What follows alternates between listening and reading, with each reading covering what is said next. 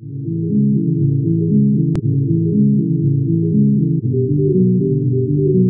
tarde a todos.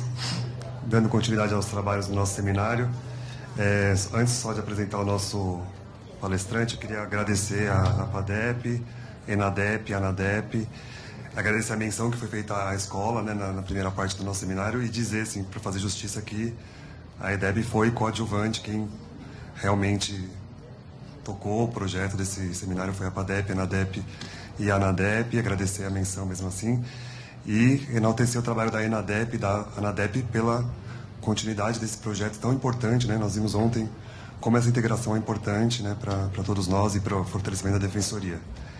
Então, gostaria de chamar à mesa o nosso palestrante, Leonardo Scofano Damasceno Peixoto. Ele é defensor público do Estado de São Paulo, atuante na unidade de São Miguel Paulista, doutorando, né, em Direito Constitucional pela PUC São Paulo e foi examinador do nosso 6º concurso. Passo a palavra para ele.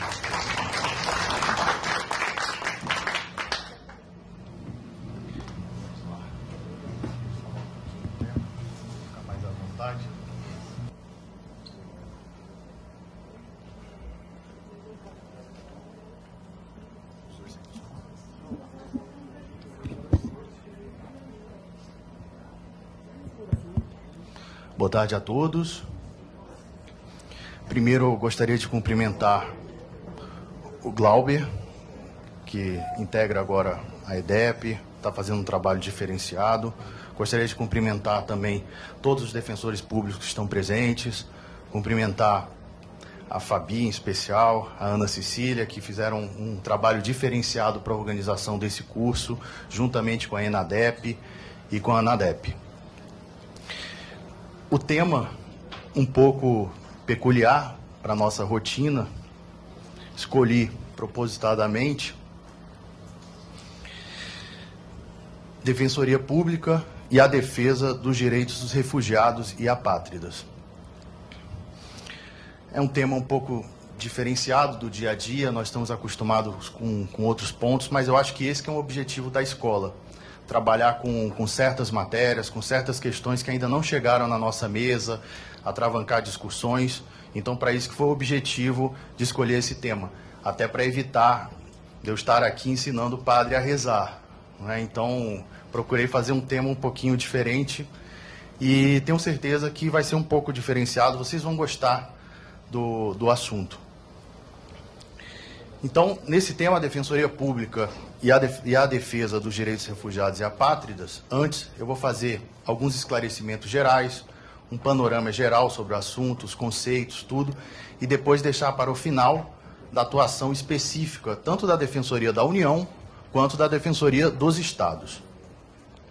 Eu começo com uma breve reflexão de uma obra italiana, Il lato oscuro dei diritti umani, Aspetti di diritto internazionale, de Tullio Scovazzi. Ele trabalha sobre o lado obscuro dos direitos humanos. E a ideia dos refugiados estaria dentro desse lado obscuro. É interessante que nesse lado obscuro ele fala não só da ausência de luz, em certos casos, na proteção dos direitos humanos, mas também da demasia de luz, que causa o mesmo efeito de obscuridade.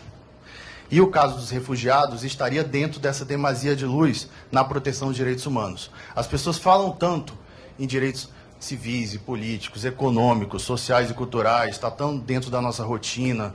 Ele exemplifica alguns países europeus que tanto exaltam esses valores fundamentais do homem e, ao mesmo tempo, concorrem por negar acesso aos refugiados que muitas vezes atravessam os oceanos desesperados por alguma chance, alguma miragem de oportunidades dentro do território da União Europeia e não conseguem. Então, existe essa grande contradição que ele faz, essa grande crítica e levanta inicialmente sobre esse lado obscuro. As pessoas falam tanto de direitos humanos, falam tanto desses valores fundamentais, mas na hora de efetivar, algumas pessoas, alguns públicos ficam esquecidos. E, no caso, os refugiados e apátridas, eles normalmente acabam sendo um pouquinho olvidados. Aqui no Brasil, eu até trouxe um gráfico para demonstrar o crescimento dos refugiados no país. o Brasil está crescendo economicamente. Obviamente, esse ano já estamos entrando numa recessão. No ano passado também tivemos a economia um pouco mais equilibrada, mas também sem muitos custos. E cada vez mais vem aparecendo o público dos refugiados. Então, já está ali o gráfico, estava esperando chegar. Aí eu faço algumas observações da importância do aumento progressivo, um aumento exponencial de refugiados e apátridas que tem surgido no Brasil, e a atenção que a Defensoria Pública tem que passar a tomar, principalmente a Defensoria dos Estados. Na Defensoria da União já existe uma atuação um pouco mais efetiva. Vamos lá. Esse primeiro gráfico, vocês percebem, em 2010, a respeito das solicitações de refúgio. No Brasil existiam 566 solicitações. Opa, estou no meio aqui, vou atrapalhar, né? 566, foi aumentando progressivamente. 2011, 1.138, 2012, 2008 refugiados. 2013 já teve uma ascensão muito elevada, para 5.882 refugiados, e no final, até outubro de 2014, tivemos solicitações 8.302. Essas solicitações são por ano, tá, gente? São por ano. Vão somando todas essas solicitações. Um aumento de quase 1.500% de solicitações de refúgio no Brasil. E, obviamente, esses refugiados vai chegar uma hora que eles vão bater na porta da Defensoria. Aqui tem uma outra parte do gráfico.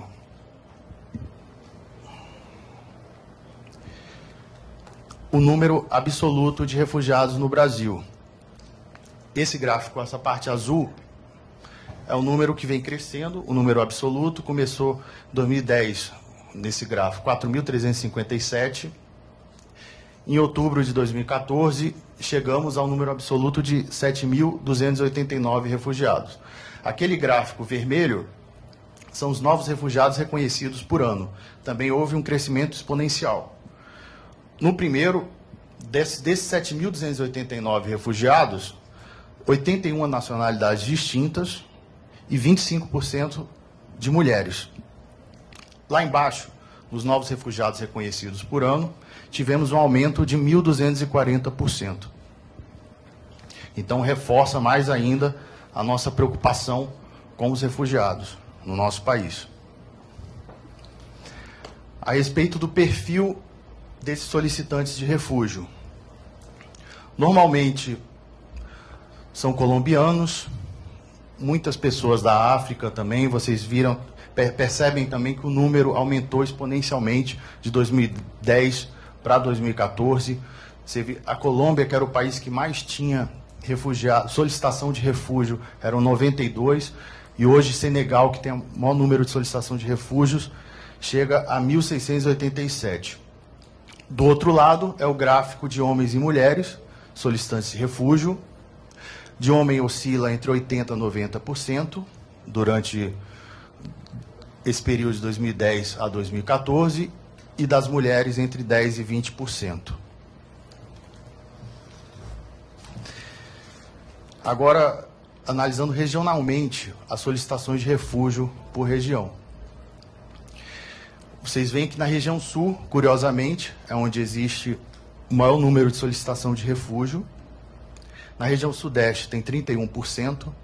São Paulo é responsável por 26% dessas solicitações, é o maior número do país em percentual, até mais do que os estados do sul. Rio Grande do Sul tem 17%, 12% tem o Paraná.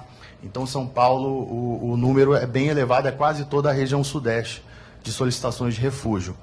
E é bem curioso que na região norte temos 25% de solicitações de refúgio, normalmente dos haitianos. Eu não sei se vocês lembram, no terremoto de 2010, muitos haitianos vieram para o país e fizeram a solicitação de refúgio, muitos ficaram no Acre, não é? E dentro desse período de solicitação, acabou que o Comitê Nacional para Refugiados encaminhou todos esses haitianos para o Conselho Nacional de Imigração e eles passaram a ter residência permanente. Então é uma situação curiosa que eles fizeram uma solicitação de refúgio, mas eles não seriam refugiados especificamente. Eles teriam residência permanente por razões humanitárias. Hoje no Brasil nós temos mais de 39 mil haitianos. No Centro-Oeste o número já cai para 7%, no Nordeste 1%. Aí aqui os principais países de origem entre refugiados reconhecidos por ano. Eu quis trazer esses percentuais, que é bem interessante o seguinte: onde existe o maior número de percentual, 100%, 99%, 97%, são nos países decorrentes de conflitos armados. Não sei se vocês lembram, mas nos direitos humanos existem 3 vertentes de proteção dos direitos humanos no âmbito internacional. Os direitos humanos propriamente ditos, que tratam do sistema da ONU, o sistema da OEA, o direito internacional dos refugiados e o direito internacional humanitário. No caso, existe uma breve aproximação muito grande entre o direito internacional dos refugiados, especialmente no caso, e a questão humanitária dos conflitos armados. A Síria, por exemplo, chega a 100% de solicitação de refúgio. Os casos que são elegíveis, os casos que são deferidos à condição de refúgio. O Líbano também 99,9%. República Democrática do Congo 97%. Mali 100%. Outros países que têm um percentual menor, normalmente o Comitê Nacional de Refugiados, eles analisam caso a caso, muitas vezes são causas econômicas, mas até mesmo essas causas econômicas são discutíveis. Porque a partir do momento que existem violações de direitos econômicos, sociais e culturais, existem violação generalizada de direitos humanos e haveria possibilidade de pedido de refúgio. Mas o CONARE, ainda assim, é um pouco mais restritivo na análise dos pedidos. E aqui os principais países, em números absolutos, entre refugiados reconhecidos. A Síria hoje ultrapassou a Colômbia, representa mais de 20% dos refugiados no país. Então, hoje em dia, a Síria, 1/3 do território sírio foi ocupado por um grupo terrorista, o Estado Islâmico. Então, fez com que muitos sírios migrassem e muitos, inclusive, foram para o Líbano. Atualmente, no Líbano, existem mais de 1 milhão de sírios. Daí, o número elevado de pedidos e solicitações de refúgio de pessoas vindo do Líbano também. A Colômbia, que era o campeão de solicitação de refúgio, diminuiu muito o número em decorrência de negociações de paz entre o governo colombiano e as Farc e de um acordo que existe no Mercosul de residência. Esses colombianos, amparados nesse acordo, pedem a residência temporária e, posteriormente, passam a ter a residência permanente no país. Então, caiu muito o número de refugiados. E como eu adiantei, do Haiti, que hoje temos mais de 39 mil haitianos desde 2010 até hoje aqui, seria um número extremamente absoluto, mas eles não foram encaixados na condição de refugiados. Eles conseguiram essa residência permanente, mas por razões humanitárias. Mas isso é um pouco discutível. Na minha opinião, poderia ser, sim, um caso de refúgio. E outros países, vocês percebem, República Democrática do Congo, Líbano, Libéria, Palestina, Iraque, Serra Leoa, são todos países onde existe um grande número de conflitos armados. Daí o número de solicitações de refúgio. Então, eu quis mostrar esse gráfico só para vocês terem uma ideia do perfil dos refugiados, uma breve ideia de como funcionam. Se vocês tiverem interesse, eu repasso por e-mail, a gente entra em contato. Mas esses gráficos todos estão no site da Acnur, que é o Alto Comissariado das Nações Unidas para Refugiados. Então, todos esses gráficos estão lá, se tiverem curiosidade para obter essas informações. Mas o objetivo principal de levantar esses gráficos foi exatamente para demonstrar que o número de refugiados no Brasil está crescendo. E uma hora vai ser uma grande preocupação da Defensoria Pública, não só da União, mas dos Estados. Agora, partindo para uma questão conceitual, existem algumas diferenças, similaridades. Eu queria falar um pouquinho sobre asilo e refúgio. No hemisfério norte, existe uma certa similaridade, são tratados como sinônimos, asilo, refúgio, mas existem diferenças. E existem também muitas semelhanças. Etimologicamente, asilo vem do grego asilon, que quer dizer refúgio.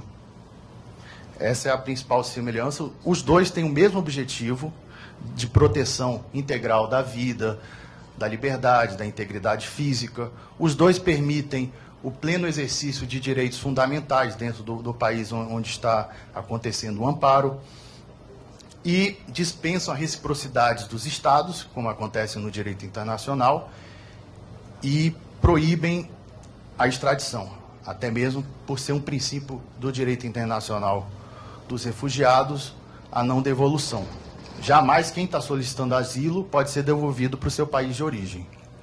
É um dos princípios que devem ser seguidos à risca e tem na nossa legislação interna também, que é a 9474, que posteriormente nós vamos conversar um pouquinho, que vai ter importância no assunto.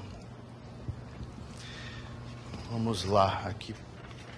Agora, umas diferenças conceituais, né? Se no hemisfério norte são expressões sinônimas, os países utilizam mais como sinônimos, aqui na América Latina existe uma grande diferença. Primeiro, o asilo, ele tem um histórico bem antigo, né? Vem da antiguidade, até mesmo naquela... Vocês devem ter lido na faculdade aquela obra Trilogia Tebana, que fala do rei Édipo.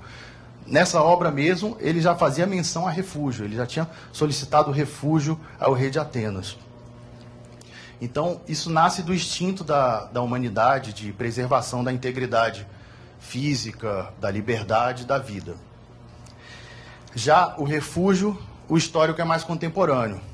Ele surgiu na Primeira Guerra Mundial para definir esse conceito jurídico, essa condição jurídica. O que é o refugiado? Surgiu na Primeira Guerra Mundial e tomou grandes proporções na Segunda Guerra Mundial. Na Segunda Guerra Mundial, logo depois, foi criada a Organização Internacional para Refugiados, para, obviamente, a proteção dos refugiados pós-guerra. E logo depois ela foi extinta porque foi criado o Alto Comissariado das Nações Unidas para Refugiados, que tem esse objetivo de proteger os refugiados, obviamente, e monitorar o cumprimento da Convenção do Estatuto dos Refugiados de 1951 e o seu protocolo adicional de 1967. Outra diferença, o asilo ele tem uma característica mais regional, ele é mais característico da América Latina.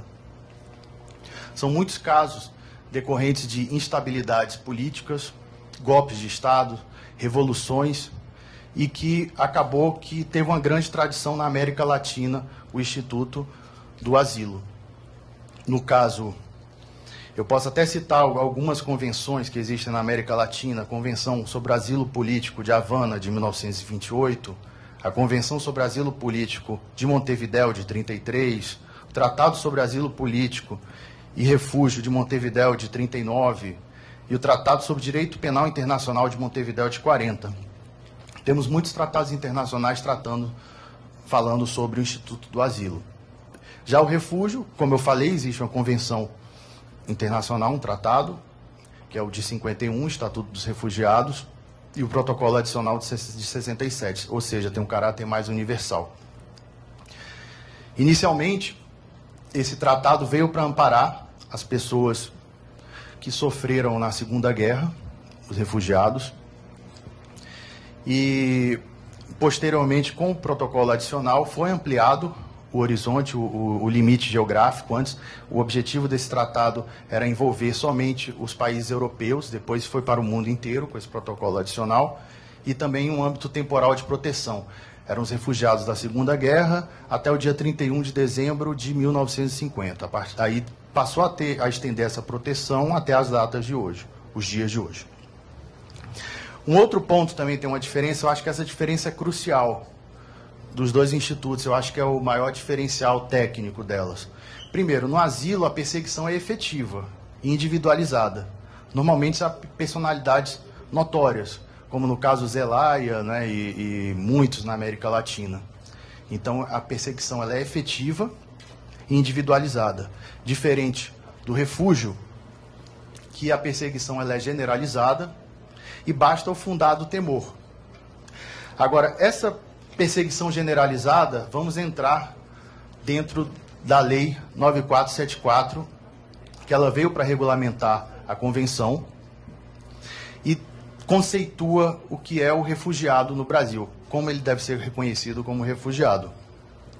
O artigo 1º, inciso 1, primeiro define refugiado como todo indivíduo que, devido a fundados temores de perseguição por motivos de raça, religião, nacionalidade, grupo social ou opiniões políticas, encontre-se fora de seu país de nacionalidade e não possa ou não queira acolher-se à proteção de tal país. Vocês viram a diferença, né? O asilo político, né, ele é mais vinculado a perseguições políticas, pessoas que sofrem essas perseguições efetivas e individualizadas. Já no refúgio é bem mais amplo. Envolve a questão da raça. Nós sabemos que só existe uma raça, né, que é a raça humana. Existe até um voto do STF, baseado em estudos antropológicos, sociológicos, científicos. Mas eu acho que o que ele quis dizer, o legislador, aqui é a questão de etnia. Por motivos de etnia, religião, nacionalidade, repetindo, grupo social ou opiniões políticas. A nossa lei estendeu ainda a proteção para os apátridas. Daí a previsão dentro da nossa palestra sobre os apátridas, que a gente vai falar um pouquinho mais adiante. Sobre esses mesmos motivos. Motivos de raça, religião, nacionalidade, participação de grupo social ou opinião política. E o inciso 3, especialmente em decorrência do sistema da Organização dos Estados Americanos, a Declaração de Cartagena de 1984, passou a reconhecer refugiado como qualquer pessoa que sofreu violação generalizada de direitos humanos, qualquer tipo de violação. Daí que eu tinha falado anteriormente, alguns países africanos, muitos vêm para cá, gente de Senegal, Gana, Nigéria, muitas vezes por causas econômicas. Mas essas causas econômicas afetam esses direitos econômicos, sociais e culturais. Então, estariam dentro dessa condição de refugiado também. Então, vocês veem que o conceito de refugiado é bem mais amplo que o de asilo político. É bom fazer essas diferenças. Aí, aqui tem um trecho. Vamos lá ainda. O asilo, o caráter dele é mais político, não se sujeita a nenhum organismo internacional, diferente do refúgio. O refugiado, basta cumprir esses requisitos legais e convencionais, o Estado é obrigado, até mesmo pela boa-fé do direito internacional, pelo caráter obrigatório dos tratados, os Estados são obrigados a cumprir o refúgio. Agora, vamos falar aqui, para terminar dessas diferenças, o caráter A1, a decisão é constitutiva. Normalmente o pedido vai direto para o Ministério das Relações Exteriores, do asilo político, e posteriormente a decisão final do Ministério da Justiça. Já no refúgio existe um procedimento administrativo que corre perante o Comitê Nacional para Refugiados.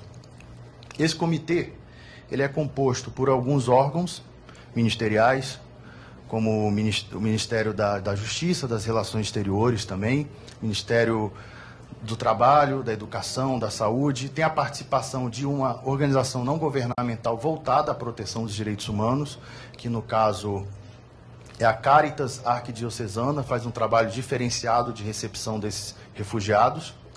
E, interessante, tem a participação da Defensoria Pública da União desde 2012.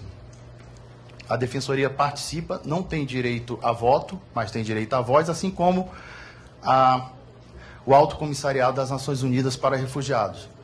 Participam livremente das reuniões do comitê, mas não tem direito a voto. E a Defensoria participa não só disso, participa dos procedimentos de solicitação de refúgio, ela participa das entrevistas aos refugiados dentro desse procedimento e ainda atuam judicialmente em eventuais problemas desses refugiados. No caso, eu vou pedir para vocês guardarem algumas informações sobre esse procedimento administrativo. Tem dois pontos importantes. O refugiado, quando ele entra no Brasil, existe um termo de declaração. Esse termo parece assim algo um pouco burocrático, mas no final vocês vão entender quando a gente fizer a relação. Nesse termo de declaração, ele junta as razões de solicitação de refúgio, as circunstâncias de entrada no território nacional e os dados pessoais básicos, até receber o protocolo provisório. Antes de receber esse protocolo provisório, esse termo de declaração serve como um documento para o refugiado. Porque o refugiado entra no Brasil, muitas vezes sem documento nenhum. Entra fugindo, entra sem qualquer tipo de documentação. E isso dificulta o exercício de qualquer direito fundamental aqui dentro do país. Para isso, o Tratado Internacional e a nossa lei, que as pessoas têm pouco conhecimento dela, mas que podem passar a utilizar no dia a dia. Aí, esse protocolo provisório, depois do termo de declaração, que também serve como documento, ele permite a retirada de carteira de trabalho provisória para o refugiado e o exercício dos demais direitos dentro do território nacional. A decisão é do CONARE, ela tem decisão declaratória do Comitê Nacional de Refugiados. Ela tem um caráter declaratório, ou seja, reconhece os efeitos retroativos desde a entrada do território nacional. E a partir do momento que ele reconhece, aí ele passa a ter a residência permanente e tira aquele documento que muitas vezes alguns defensores já veem com mais frequência, que é o Registro Nacional de Estrangeiro. A gente consegue ver com mais frequência o caso e passa a ter a residência permanente aqui dentro do Brasil.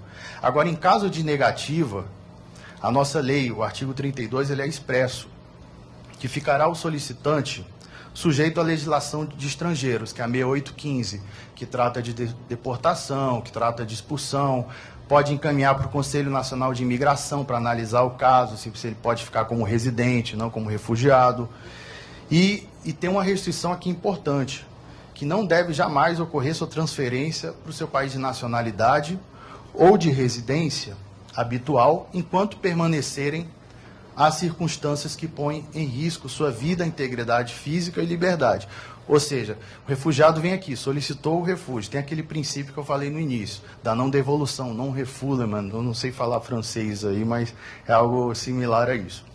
E dentro desse princípio deve ser observado, o Estado pode deportar, mas não pode deportar para o seu país de origem. Aí tem que procurar outro país que aceite a condição de refugiado para esse solicitante. Agora, uma outra questão conceitual, essa aqui eu vou ser um pouquinho mais objetivo, é sobre os apátridas. Obviamente que já estudamos na faculdade, são aquelas pessoas que não têm nacionalidade nenhuma, ou por um limbo normativo, né? Existe aquele sistema sanguíneo, territorial, pode haver situações que algumas pessoas que são do sistema territorial vão e nascem em outro país que é do sistema sanguíneo. Existem regras para tentar reduzir os casos de apatridia. Tem até uma convenção de redução dos casos de apatridia de 1961. O Brasil está em processo de adesão.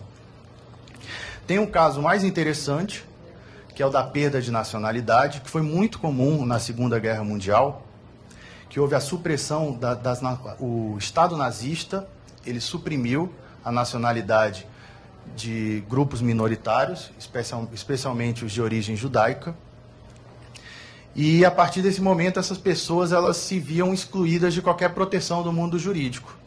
Isso a Hannah Arendt fala no livro dela, As Origens do Totalitarismo, um excelente livro. Inclusive ela foi vítima desse próprio sistema. Ela perdeu a nacionalidade alemã, que ela tinha origem judaica, em 1937, e só veio adquirir outra nacionalidade, a norte-americana, em 1951. E também tem um outro caso do sujeito que não nasce em lugar nenhum.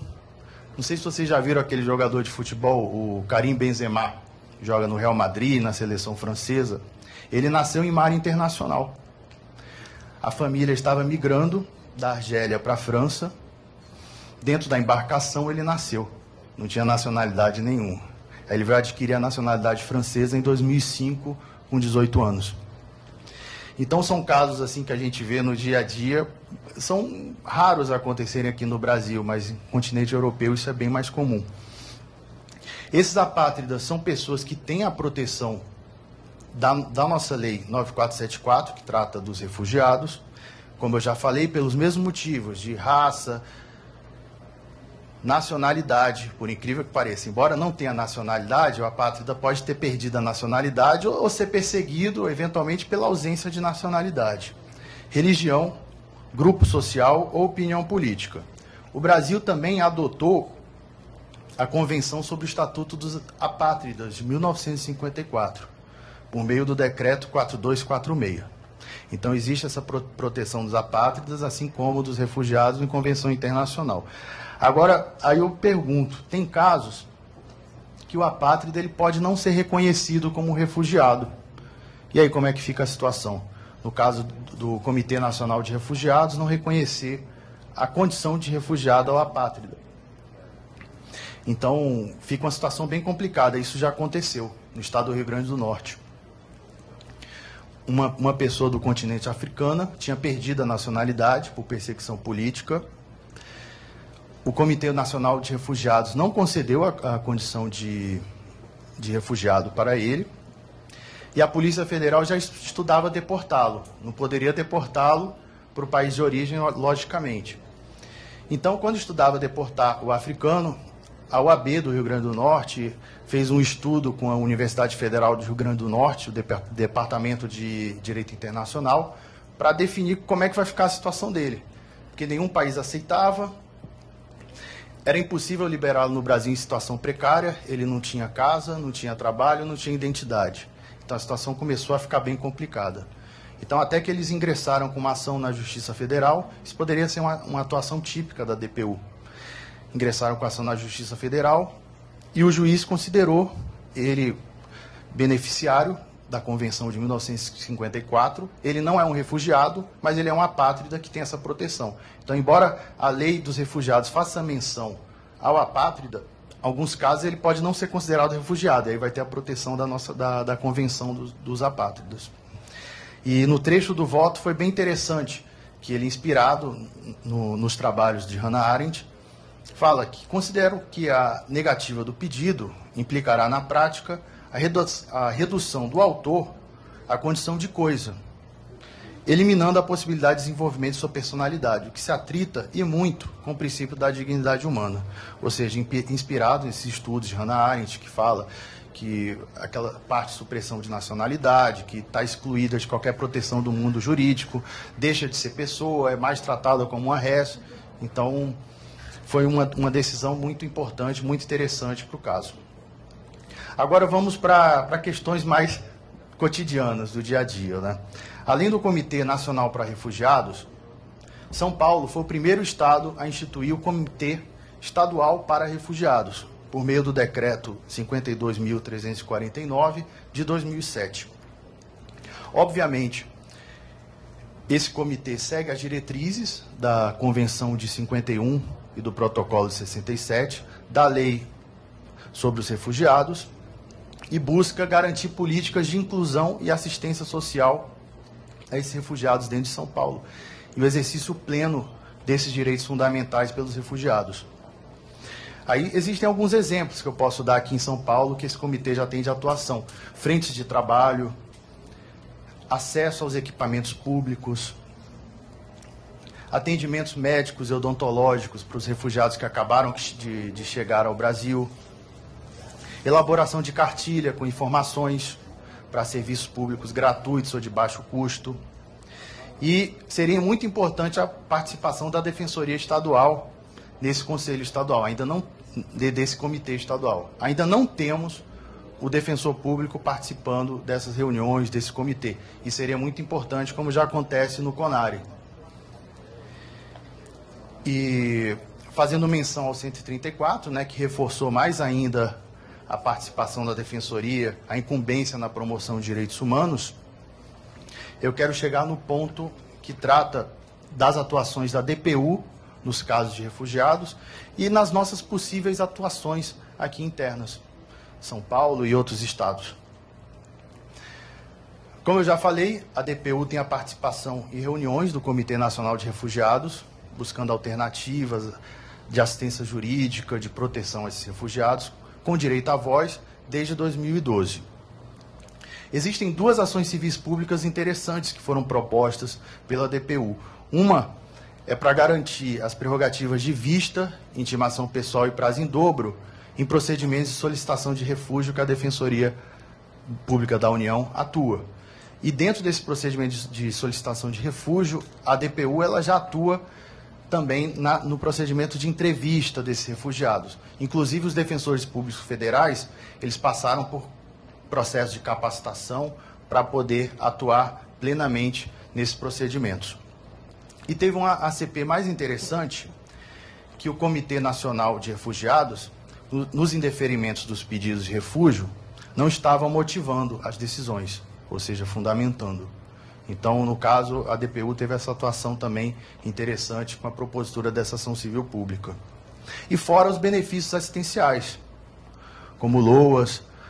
As duas convenções fazem essa menção, tanto a Convenção de 51 dos refugiados, que eles teriam direitos a benefícios assistenciais, assim como a Convenção para os apátridas, que dá uma participação muito importante da Defensoria Pública da União. Recentemente, eu acho que faz 1 mês, 2 meses, foi bem recente, houve um acordo de cooperação da Defensoria Pública Estadual com o Alto Comissariado das Nações Unidas para Refugiados. Vocês devem ter acompanhado pelos órgãos de imprensa da Defensoria. E alguns termos foram estabelecidos. Aí eu vou passar aqui alguns termos, falar resumidamente sobre eles. O primeiro seria a identificação desses refugiados que carecem de assistência jurídica gratuita e análise de possíveis ações administrativas e judiciais em favor desses refugiados e apátridas. E eu posso dar alguns exemplos que podem surgir no nosso dia a dia. Matéria criminal, infância e juventude. Na infância e juventude, tem muitas crianças que podem chegar no Brasil sem documento nenhum. E aí podem querer vaga em creche, não tem certidão de nascimento, já seria o primeiro entrave. Isso seria uma primeira atuação nossa. Situação de risco da criança também seria um caso que poderíamos atuar. Vamos imaginar a criança chega com um refugiado, ele chega adoentado, morre e a criança fica isolada aqui. Criança refugiada, é uma situação de risco. E essas crianças, elas têm essa extensão, a nossa lei garante a proteção dessas crianças, da condição de refugiada também. E a documentação da criança, como eu tinha falado anteriormente, do termo de declaração ou protocolo provisório que servem como documentos para o caso, essas crianças elas ficam com o nome averbado dos pais ou responsáveis, na documentação do pai ou responsável. Podemos ter atuação até em vara de família, guarda dessas crianças. Vamos supor que eu seja um refugiado, não tenha nenhum grau de parentesco com a criança, mas eu era muito ligado à família e levei a criança para o Brasil. Posteriormente, eu tenho que fazer um pedido de guarda. Então, são todas essas atuações que a Defensoria pode ter. Medicamentos na fazenda pública é um outro caso. Teve até um caso interessante que eu estava na triagem um dia e veio um refugiado que estava precisando de habilitação da Carteira Nacional para dirigir, CNH, né, a Carteira Nacional de Habilitação. Então, encaminhei para o plantão para devidos atendimentos e fiz a menção às convenções aqui que eu estou citando e à legislação. Então, são algumas atuações que a Defensoria pode tomar. E dentro desse acordo de cooperação, nós estamos cumprindo um dos objetivos do acordo, que primeiro é a capacitação e conhecimento dos defensores sobre o tema e sobre essa legislação que poucas pessoas conhecem. Estamos aqui conversando e cumprindo os objetivos. E um outro, estratégias de mobilização, com publicações, eventos, treinamentos e seminários. Estamos aqui novamente. E o mais importante, como eu já tinha falado anteriormente, é importante a formalização da participação desses defensores no Comitê Estadual para Refugiados, exatamente para essas políticas de inclusão social, assistência e proteção dos direitos fundamentais no Estado de São Paulo e nos demais estados onde haja proteção dos refugiados. Eu tinha falado também dessa questão de vaga em creche para criança refugiada. Isso, inclusive, eu até cobrei na última prova do concurso da Defensoria de São Paulo, em Direitos Humanos. Então, é uma preocupação que, no caso, muitas dessas crianças não têm certidão de nascimento, não têm documentação nenhuma, e na nossa praxe, no dia a dia, os juízes vão exigir essa documentação. E daí a importância de conhecer essa nossa legislação doméstica sobre o assunto. E o artigo 43 é muito importante para esclarecer isso. E eu tinha falado anteriormente do termo de declaração e do protocolo provisório. Todos eles servem como documentos para instruir uma eventual ação deste naipe, seja em vaga em creche, vaga em escola, em guarda, qualquer tipo de ação. Então, esse artigo 43 diz o seguinte: no exercício de seus direitos e deveres, a condição atípica deverá ser considerada quando da necessidade de apresentação de documentos emitidos por seus países de origem ou por seus representantes diplomáticos e consulares. Então, a exceção que a nossa praxe do dia a dia tem essa previsão legal, é bom os defensores terem essa ciência para atuar no dia a dia, e a expectativa é que aumente o número de refugiados e, quem sabe, um dia um caso desse pode chegar na mesa do defensor. Então, o objetivo da palestra foi exatamente esse: mostrar os instrumentos legais e internacionais que existem para amparo e para facilitar a atuação, o defensor saber onde procurar e facilitar muito mais a atuação. E eu vou terminar aqui a exposição com a reflexão, trecho do voto do Cansado Trindade, que foi juiz da Corte Interamericana de Direitos Humanos, e ele fala sobre o mito de Sísifo. A proteção internacional dos direitos humanos é como o mito de Sísifo, uma tarefa que não tem fim, ou seja, aquela rotina do dia a dia, você se alimentar, você ir ao trabalho, são tarefas do dia a dia que não tem fim. O mito de Sísifo faz exatamente uma metáfora da nossa rotina. Uma tarefa que não tem fim é como estar constantemente empurrando uma rocha até o alto da montanha, o qual volta a cair e volta a ser empurrado acima. Esse é o mito de Sísifo. Entre avanços e retrocessos, se desenvolve o trabalho de proteção dos direitos humanos. Então é isso. Agradeço. Procurei ser um pouco breve, eram 45 minutos de palestra, né? Então agradeço a atenção.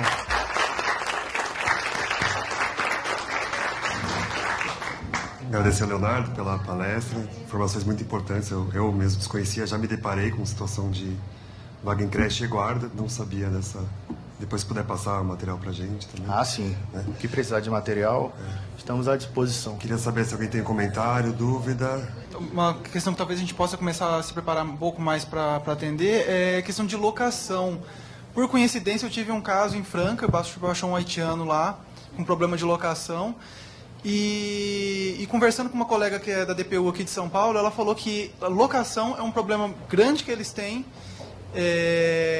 dos estrangeiros em geral, e não é a atuação da DPU, que é quem está acostumado a lidar com os refugiados, tal. É uma atuação que caberia a gente. Então talvez caiba aí uma preparação nessa questão para eles, porque eles nunca têm garantias, não tem fiador, o locador faz com eles o que quer, coloca eles nas piores condições. Então, eu acho que esse ponto aí a gente precisa de uma preparação, talvez. Ah, sim. Isso é uma preocupação que existe e está prevista, inclusive, na nossa lei que trata dos refugiados, sobre o reassentamento dos refugiados.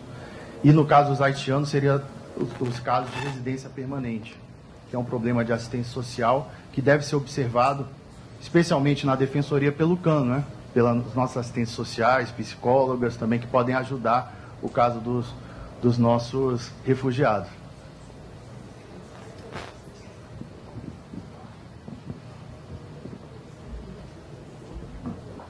Para quem não conhece, fora de São Paulo, o CAN é o Centro de Atendimento Multidisciplinar, que é composto pelos psicólogos e assistentes sociais. Desculpa. Mais alguém tem dúvida, comentário? Eu vou aproveitar rapidinho. Leonardo se referiu à infância e juventude. Eu me lembrei que no BRAS, que é o nosso fórum especializado para atendimento de ato infracional, existem muitos adolescentes que vêm com essas famílias, especialmente da Bolívia, do Paraguai, né? Existe alguma previsão nesses diplomas citados, ou mesmo uma preocupação do comitê em garantir o tradutor para esse tipo de ato? Existe não só na convenção, como também na Lei 9474, faz essa previsão de tradutor juramentado, e tem até uma proteção especial aí para as crianças também. Você sabe se está funcionando? Porque é difícil a gente conseguir, né? A gente pede, mas acaba não dando certo, até pelo momento da audiência, que é designada muito próxima e a gente não consegue garantir. Você conhece alguma coisa que esteja discutindo assim, uma garantia por alguma secretaria específica? Olha, no dia a dia eu não vejo funcionando muito bem, não. Eu já cheguei a pegar um caso de violação, de violência doméstica. Estava fazendo atendimento no caso de violência doméstica e que precisava de um tradutor juramentado para fazer traduções de documentos, tudo. Mas a gente começa a fazer isso dentro de casa, né? Entrei em contato com a administração da Defensoria para verificar como é que é a possibilidade de contratar tradutores juramentados. Então, antes da gente pedir no judiciário, é tentar se organizar dentro da Defensoria para poder facilitar isso. Daí a importância da participação dos defensores públicos no Comitê Estadual para Refugiados em São Paulo, para saber essas especificidades e também para aprimorar a nossa atuação, não só judicial e extrajudicial, de a parte administrativa, mas também outras questões que devem ser observadas.